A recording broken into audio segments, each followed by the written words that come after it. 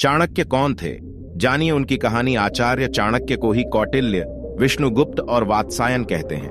उनका जीवन बहुत ही कठिन और रहस्यों से भरा हुआ है। आओ जानते हैं उनके जीवन की संक्षिप्त कहानी।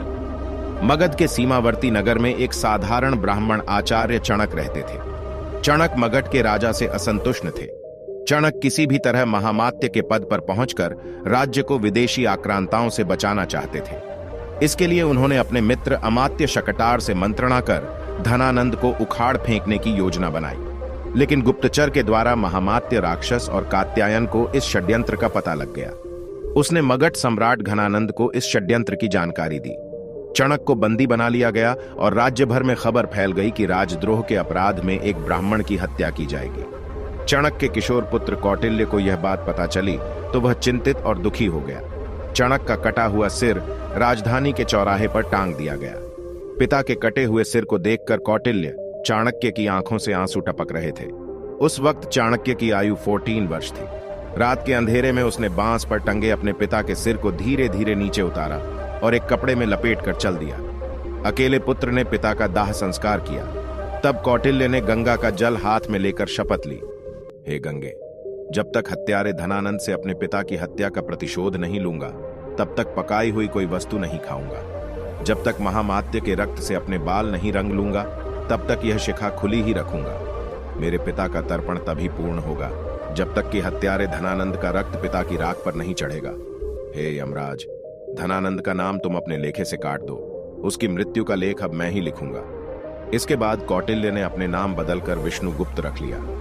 एक विद्वान पंडित राधा मोहन ने विष्णुगुप्त को सहारा दिया।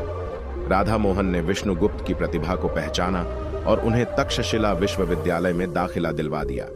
यह विष्णुगुप्त अर्थात चाणक्य के जीवन की एक नई शुरुआत थी।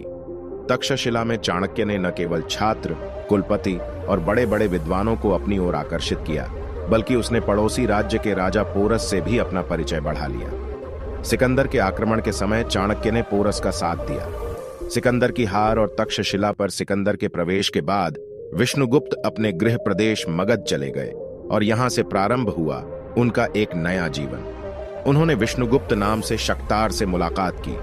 पिता का मित्र शकटार, जो अब बेहद ही वृद्ध हो चला था। चाणक्य ने देखा कि मेरे राज्य की क्या हालत कर दी है घनानंद ने।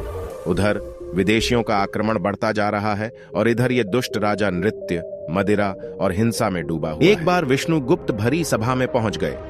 चाणक्य ने उस दरबार में क्रोधवश ही अपना परिचय तक्षशिला के आचार्य के रूप में दिया और राज्य के प्रति अपनी चिंता व्यक्त की।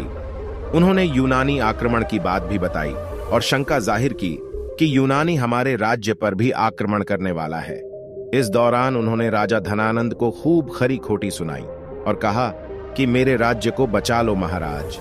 लेकिन भरी सभा में आचार्य चाणक्य का अपमान हुआ, उपहास उड़ाया गया। बाद में चाणक्य फिर से शकटार से मिलते हैं और तब शकटार बताते हैं कि राज्य में कई असंतोषी पुरुष और समाज है। उनमें से एक है चंद्रगुप्त। चंद्रगुप्त मुरा का पुत्र है। किसी संदेह के कारण धनानंद ने मुरा को जंगल में रहने के लिए विवश कर दिया था। अगले दिन शकटार और चाणक्य ज्योतिष का वेश धरकर उस जंगल में पहुंच गए जहां मुरा रहती थी और जिस जंगल में अत्यंत ही भोले भाले लेकिन लड़ाकू प्रवृत्ति के आदिवासी और वनवासी जाति के लोग रहते थे। वहां चाणक्य ने चंद्रगुप्त को राजा का एक खेल खेलते हुए देखा। तब चाणक्य ने चंद्रगुप्त को अपने जीवन का लक्ष्य बना लिया और फिर शुरू हुआ चाणक्य का एक और नया जीवन।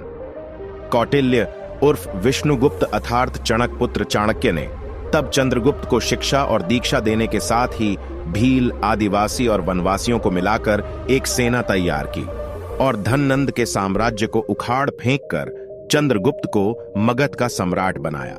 बाद में चंद्रगुप्त के साथ ही उसके पुत्र बिंदुसार और पौत्र सम्राट अशोक को भी चाणक्य ने महामंत्री पद पर रहकर मार्गदर्शन दिया।